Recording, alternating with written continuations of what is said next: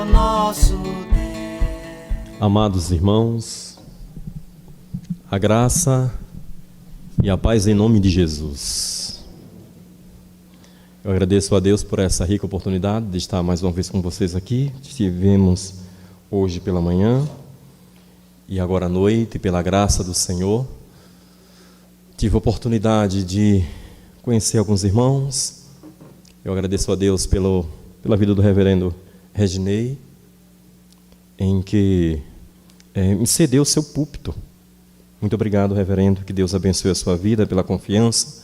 Agradeço também ao conselho desta igreja e também agradeço aos irmãos do Ministério de Missões, que ao longo dos últimos dias organizou esse momento, esse dia, dedicado somente a missões e com foco na igreja perseguida. Então, louvo a Deus por essa igreja. Muito obrigado mesmo, muito obrigado.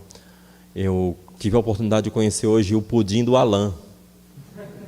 Mas não é o Alain que faz, não, é a Viviane que faz, né? Então, graças a Deus, foi um tempo abençoado na casa dos irmãos, onde que o crente, ele, quando se junta, temos que comer, né? Se não comermos, não é crente, então vai faltar alguma coisa. Então, graças a Deus, fui muito bem recebido na casa dos irmãos. Obrigado, irmãos, que Deus abençoe a vida de vocês. Deixa eu esclarecer algumas coisas. Essa pessoa, Jaime Oviedo Rodrigues, ele é presbítero da minha igreja. Então é interessante que onde que eu vou pregar aqui no Brasil, ele acompanha. E ele escreve lá, né? Eu estava aqui observando, ele falou, olha, levanta um pouco a câmera, o som tá baixo, né? Porque ele faz a mesma coisa que vocês fazem aqui. Ele é responsável lá na Colômbia por isso. Então, eu quero agradecer a Deus pela vida do irmão e ore por ele. Casado, tem um filho. E as últimas semanas ele perdeu um irmão por Covid, né?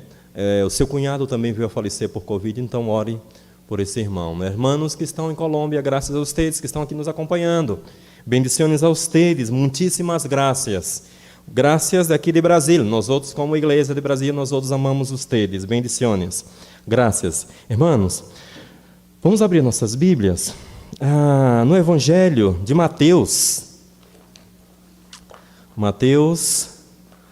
capítulo 28, capítulo 16. Hoje nós vamos usar dois textos. Eu também não posso deixar de mencionar minha esposa, que tem falado aí também, né? Porque se eu não falar a respeito dela, então depois eu vou receber uma exortação fraternal. Então, Rose, muito obrigado. Você também que acompanha, Deus abençoe. Deus abençoe a sua vida. Irmãos, mesmo assentados, eu quero convidar os irmãos que nós vamos aqui trabalhar hoje em dois textos. Primeiro, o Evangelho de Mateus, capítulo 28, a partir do versículo 16. Um texto muito conhecido entre nós. Tenho certeza que muitos homens já pregaram esse texto aqui nesta igreja.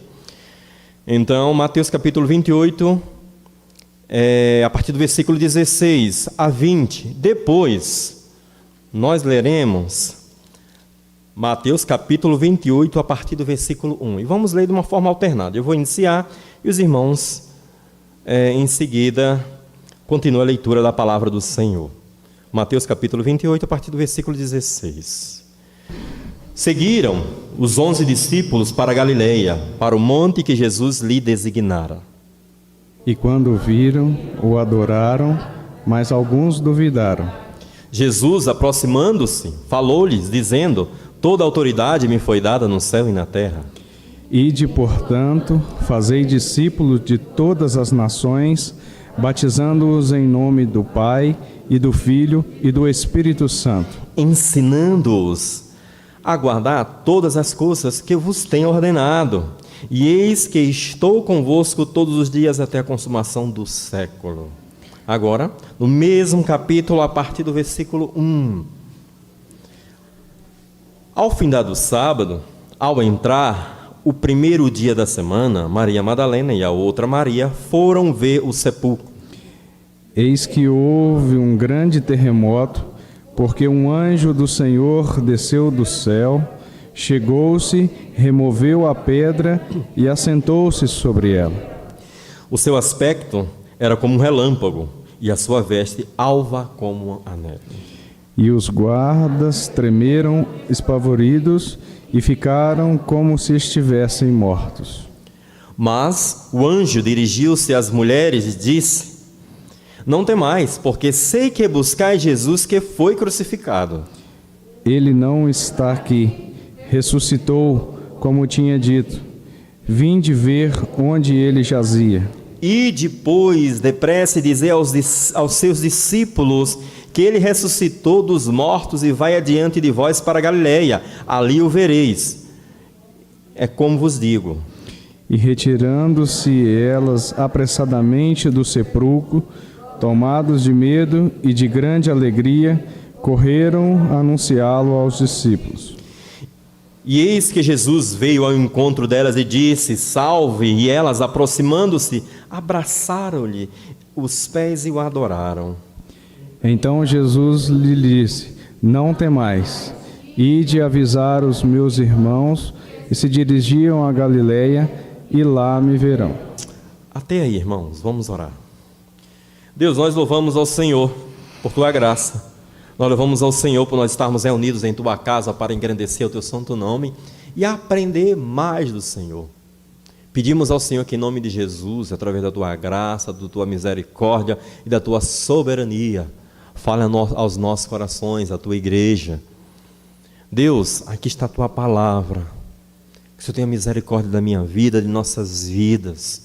Fale à Tua igreja, fale ao coração da Tua igreja em nome de Jesus. Esta é a nossa oração. Amém. Irmãos, eu queria dar um título a essa mensagem.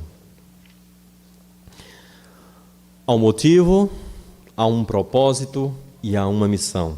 E a missão é esta: Deus deseja ser conhecido em todas as nações. Quando nós observamos esse texto, entendemos claramente a respeito da grande comissão. No início desse texto, desse capítulo, é quando Jesus ele ressuscita e o seu aparecimento é às mulheres. É na Galileia, ele quer se encontrar com vocês. Há uma mensagem angelical por meio das mulheres. É um recado de Jesus dizendo: vão para Galileia, ele quer se encontrar com vocês. Daí eles chegam. Meus irmãos, no versículo 16, nós lemos assim: E seguiram os 11 discípulos para Galileia, para o monte que Jesus lhe designara. Jesus mandou um recado dizendo: olha, eu quero um encontro com vocês, esse encontro é necessário, eu já cumpri todas as coisas, eu estou vivo, estou indo para os céus, mas nós precisamos conversar. E eles chegam, Jesus marcou encontro com aqueles homens, pois o versículo seguinte, no versículo 17, nos relata assim: E quando o viram, o adoraram, mas alguns duvidaram. Nos versículos anteriores, nos capítulos anteriores, também leremos que eles transformaram aquele momento, um momento de pressão. E os discípulos também entenderam e se transformaram em homens temerosos. Havia temor em seus corações. Então quem chega para aquele momento, aquele encontro ali na Galileia, são homens temerosos e homens duvidosos. E é justamente nesse contexto, é justamente esse bando de temerosos e duvidosos, curiosamente Jesus vai entregar a grande comissão, dizendo assim: olha, é o seguinte, vocês vão sair, vocês vão pregar a todas as nações, e todos devem ouvir a minha verdade. E o que me leva a pensar, e creio que isso é notório na minha vida e na sua vida, é que Deus raramente Ele chama os prontos, os maduros. Frequentemente Ele faz o contrário. Ele chama os temerosos, os duvidosos e os fortalece, o amadurece na caminhada. E nós estamos nessa caminhada. Você está nessa caminhada e eu estou nessa caminhada. E é nesta caminhada que Jesus vai nos fortalecendo, nos amadurecendo. Deus tem falado muito com você aqui nesta igreja, em tantos momentos que Deus tem usado homens para falar ao seu coração. E é na caminhada que Jesus nos fortalece nos prepara, nos mostra o caminho, amadurece as mazelas dos nossos corações. Para isso acontecer, é necessário que nós estejamos no caminho, nessa caminhada. E Jesus conversa com seus discípulos, e eles chegaram temerosos, e eles chegaram duvidosos, e Jesus então fala de uma maneira direta no versículo 18, e diz assim: olha, observe, Jesus aproximando-se, falou-lhes dizendo: toda a autoridade me foi dada no céu e na terra. Ora, Jesus aqui parece que enfatiza, nessas últimas palavras, 4 coisas extremamente importantes. Primeiro, ele fala que tem toda a autoridade. Segundo, ele diz que todas as nações devem ouvir. Terceiro, ele diz que nós devemos ensinar para que guardem todos os seus mandamentos. E quarto, ele enfatiza que estará conosco todos os dias. E aqui eu quero destacar em primeiro lugar, o nosso primeiro ponto, que encontra no versículo 18, toda a autoridade. Quando Jesus chega, fala bem assim, Jesus aproximando-se, falou-lhes, dizendo: toda a autoridade me foi dada no céu e na terra.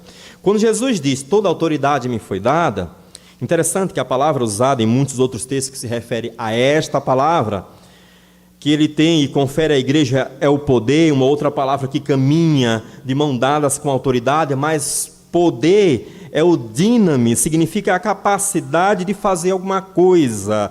É o fato que Jesus também tem todo o poder e coloca e derrama o poder sobre a sua igreja.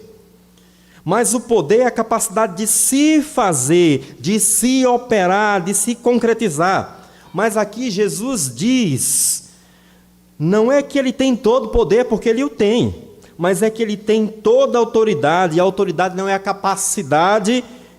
A autoridade é um direito.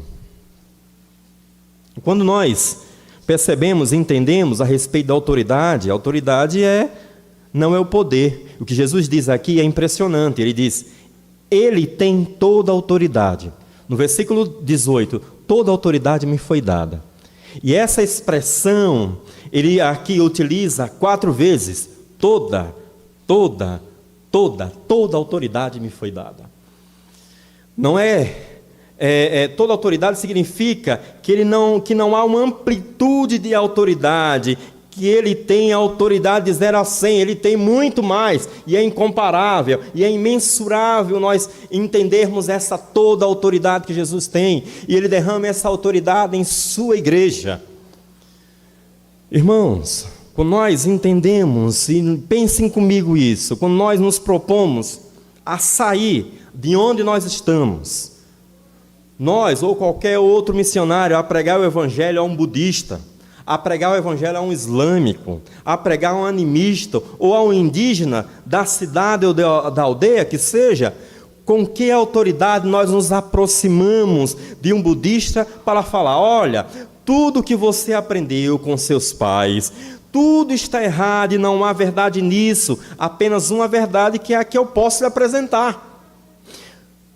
Com qual autoridade nós chegamos e falamos isso a essas pessoas que têm em suas raízes, sua religião, seus ensinamentos? É uma palavra pesada.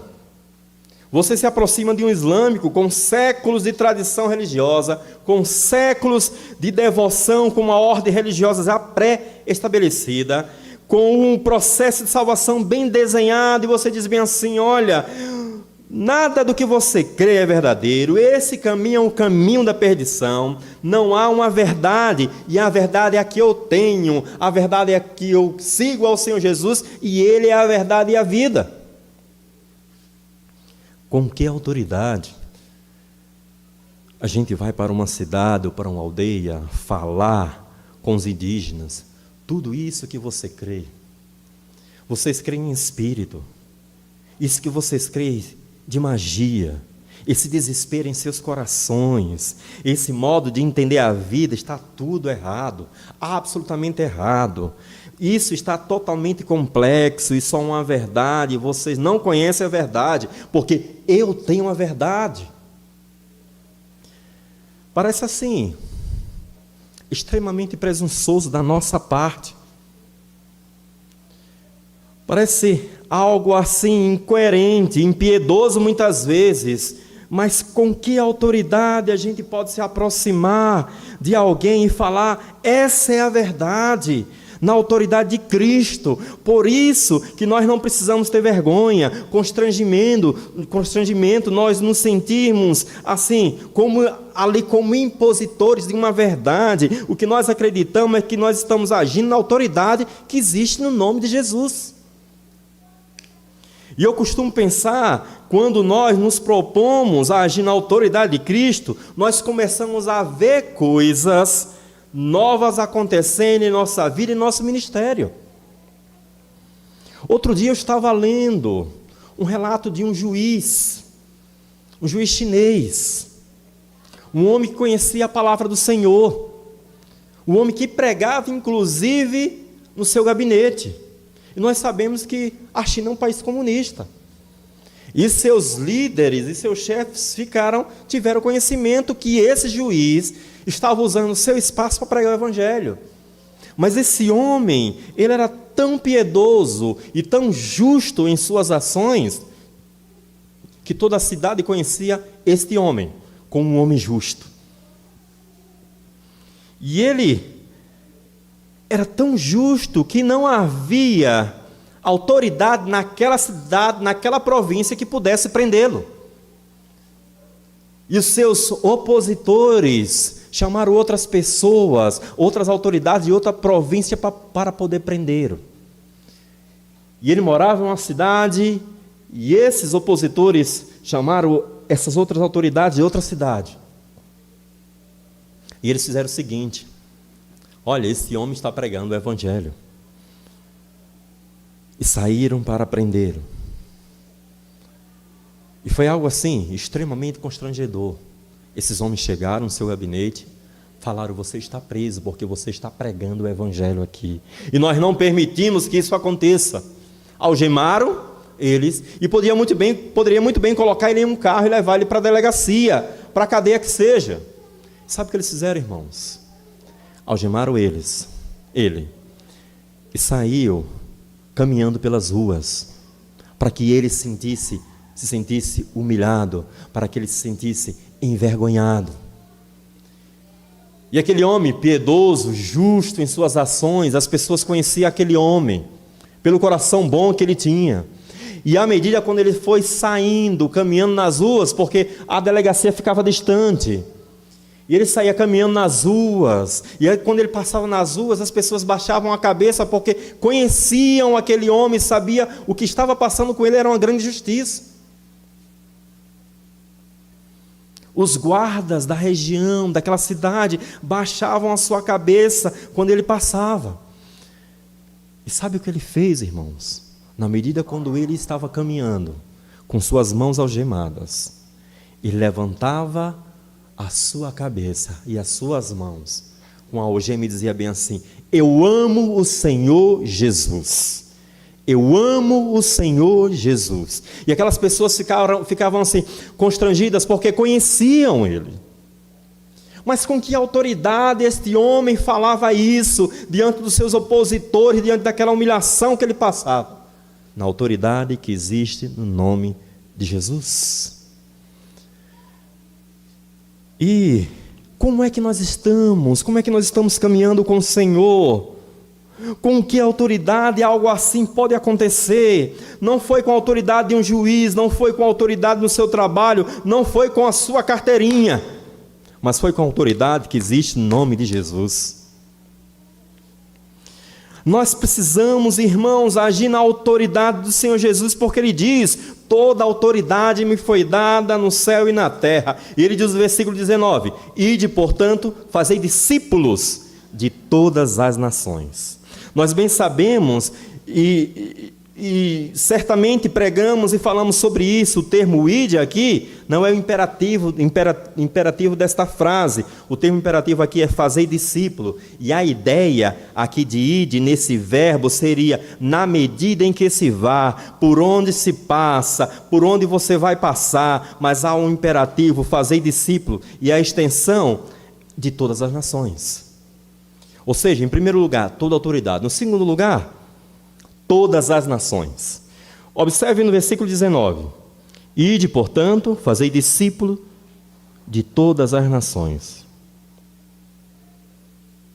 batizando-os em nome do Pai e do Filho e do Espírito Santo.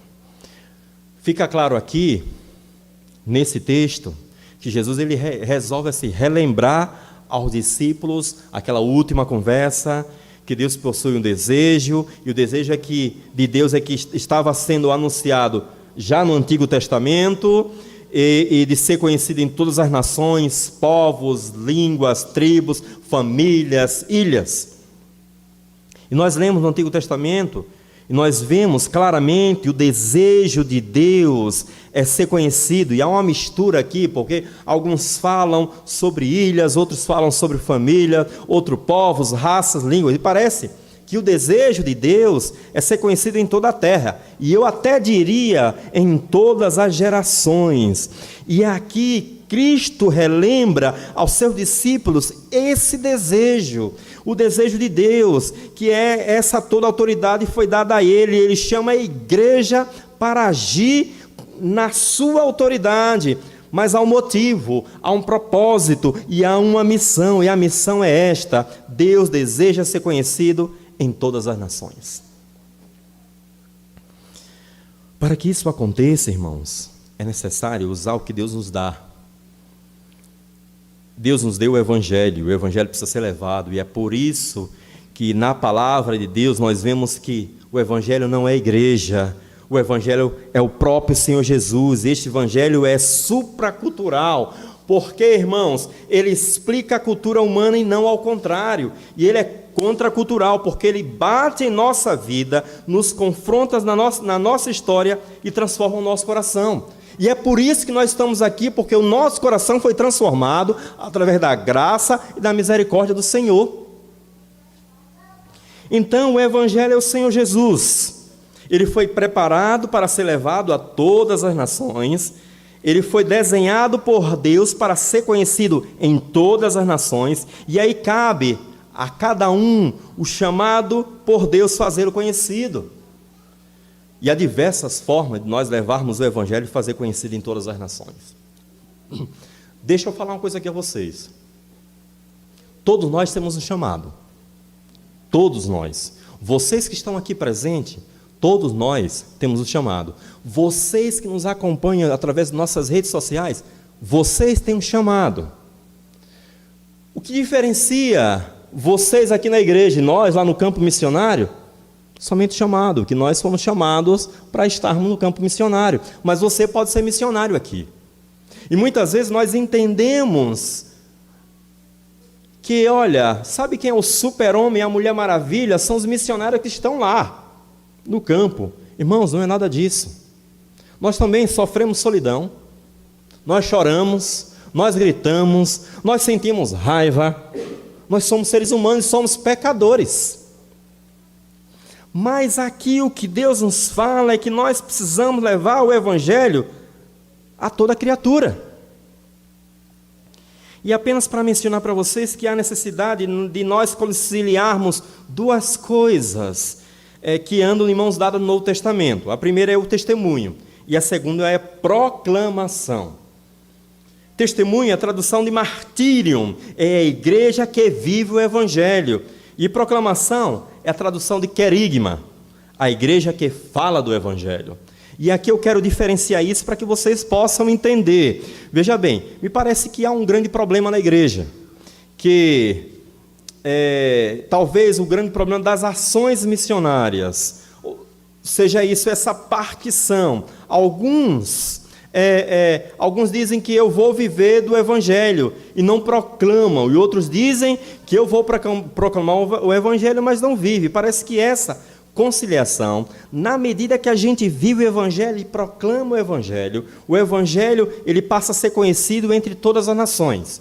Primeira lição, toda a autoridade. Segunda lição, todas as nações. O terceiro lugar, terceira lição, todas as coisas, todos os mandamentos. E aí eu convido os irmãos que leiam o versículo 20. Vamos lá, vamos ler todos nós juntos? O versículo 20. Ensinando-os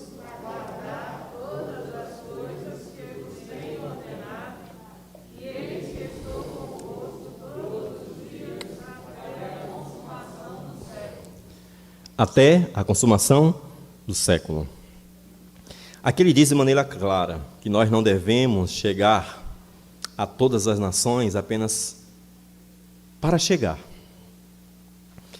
Não há nenhuma realização final missionária em chegar às nações. O que nós precisamos entender é que não é para isso que fomos chamados. Nós somos chamados para ensinar as nações. E se nós chegarmos às nações e não ensinarmos, nós não estamos cumprindo a missão que Jesus nos deu, a missão que a igreja recebeu. Eu lembro uma frase do reverendo Ronaldo Lidório, quando ele diz bem assim, olha, missão não é ir, missão não é chegar, a missão não é ficar, a missão não é se envolver, a missão é ensinar.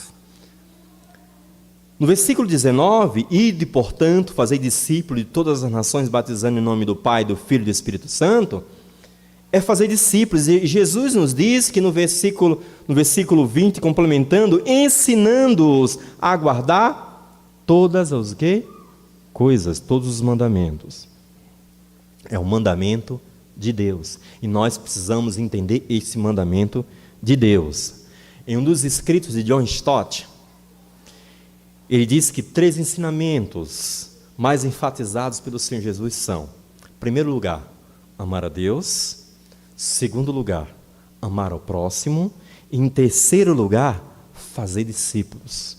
E eu creio que este é o nosso chamado: amar a Deus, amar ao próximo e fazer discípulos, ensinando a guardar todas as coisas que Deus nos ensinou. Irmãos, Deus nos ensinou muitas coisas. Deus tem nos ensinado muitas coisas. Ele vai nos ensinar muitas coisas.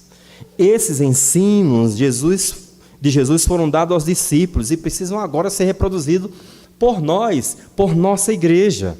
O ensino da palavra-chave é ensinando a guardar todas as coisas. Nós temos a função de ensino, a igreja tem a função do ensino.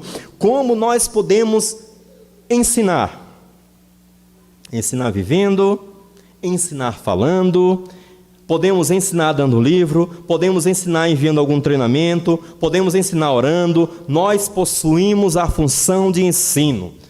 Sabe o que vai transformar o coração daquele que se aproxima do Evangelho? Vem e ouve o Evangelho e abraça o Evangelho pela graça do Senhor? É o ensino. Agora, essa função do ensino no Novo Testamento, ela sempre parte do interior para o exterior, ou seja, Deus, parece que nos ensinos de Jesus, primeiramente são para a nossa transformação pessoal e depois para a transformação dos outros.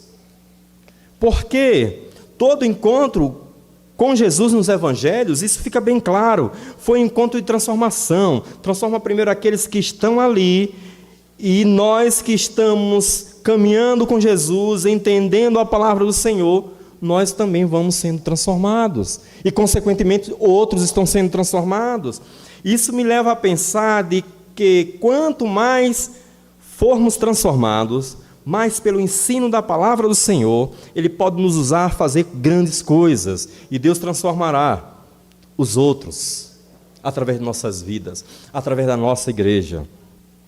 Amadurecimento espiritual, irmãos, talvez seja um sinal claro de Deus, para que Deus nos use a fim de que outros possam conhecer os ensinamentos do Evangelho, que é o próprio Senhor Jesus. Toda a autoridade, todas as nações, todos os mandamentos e todos os dias. O que é importante nós entendermos é que agora nós temos a palavra do Senhor, nós lemos a Bíblia, muitas vezes de uma maneira distanciada.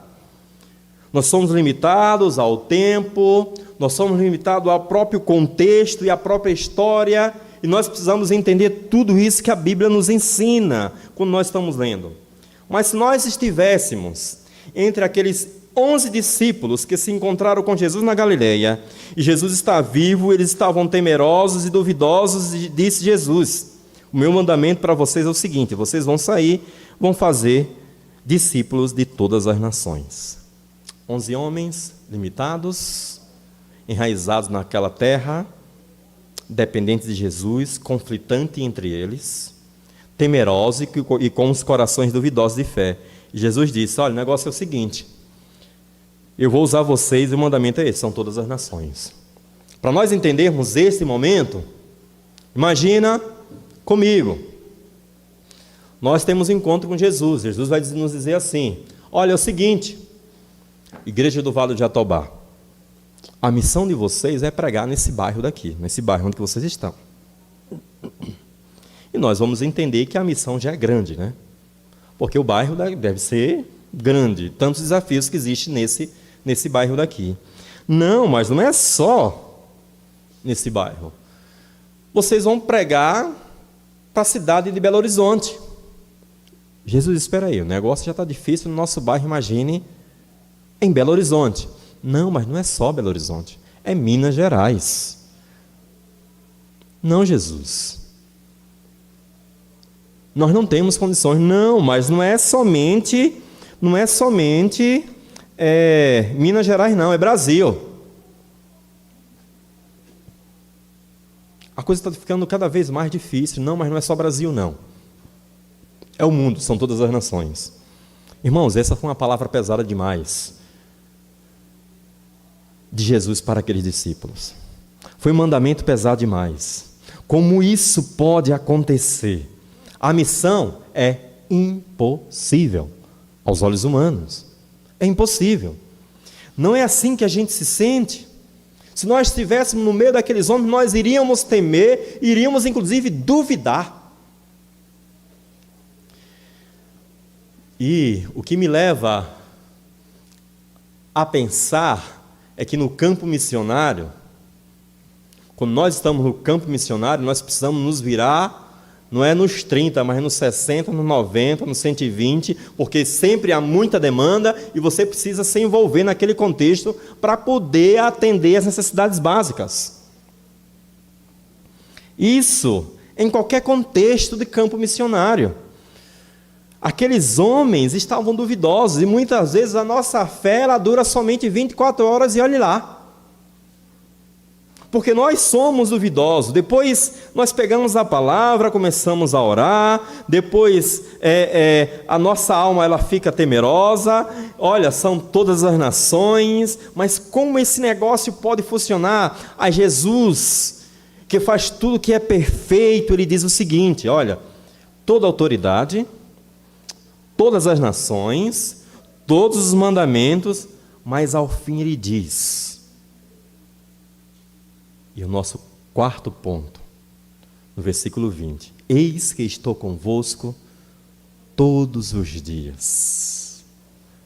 Até o que, irmãos? Leia o texto aí, o que é que diz? Até. É assim que vai dar certo.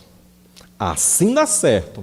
Vocês jamais estarão sozinhos. E ao caminhar comigo, olha, vocês jamais serão os mesmos. Todos os dias aqui... do Senhor Jesus, ele possui duas características fundamentais. E aqui eu concluo esta mensagem.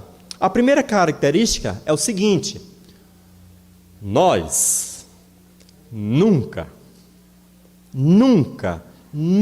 estaremos sozinhos. E ao caminhar com Jesus, nós nunca mais seremos mais os mesmos. Estaremos sendo transformados a cada dia. Dá certo por isso. O Senhor Jesus deixa aquela tacada pastoral para o fim da missão, joga o peso da responsabilidade na vida dos discípulos. O pessoal treme e diz bem assim: olha, isto é possível? Pergunta, como é que nós vamos fazer isso? Aí ele responde: eu vou estar com vocês todos os dias.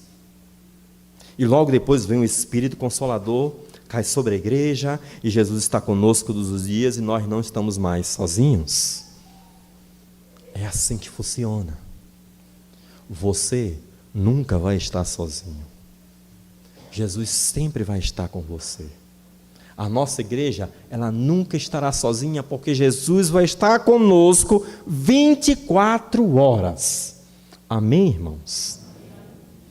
Se de fato nós crescemos, nós não teríamos ansiedade, Nós cremos mais parcialmente. Irmão, nós cremos, mas é por 24 horas, irmão. Se for 24 horas. Se de fato aqueles discípulos crescem no mar revolto, com Jesus dormindo naquele barquinho, quem estava ali era o Rei dos Reis, o Senhor dos Senhores estava com eles. Aquelas pessoas, aqueles discípulos que estavam naquele barco, também dormiriam. Se de fato, irmãos, nós crescemos que nós não estamos sozinhos, nós não teríamos ansiedade quanto ao amanhã.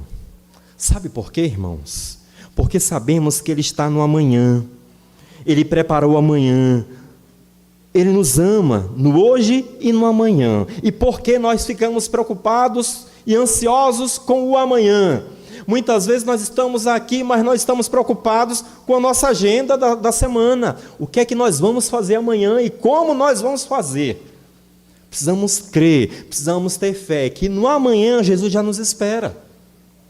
Se de fato nós crescemos, a maior arma contra a nossa ansiedade é a fé, porque no momento que a gente crê, de fato, nós não estamos sozinhos, o coração se apazigua, a mente se tranquiliza, a fé ela é reavivada e nós viveremos de maneira mais simples e tranquila.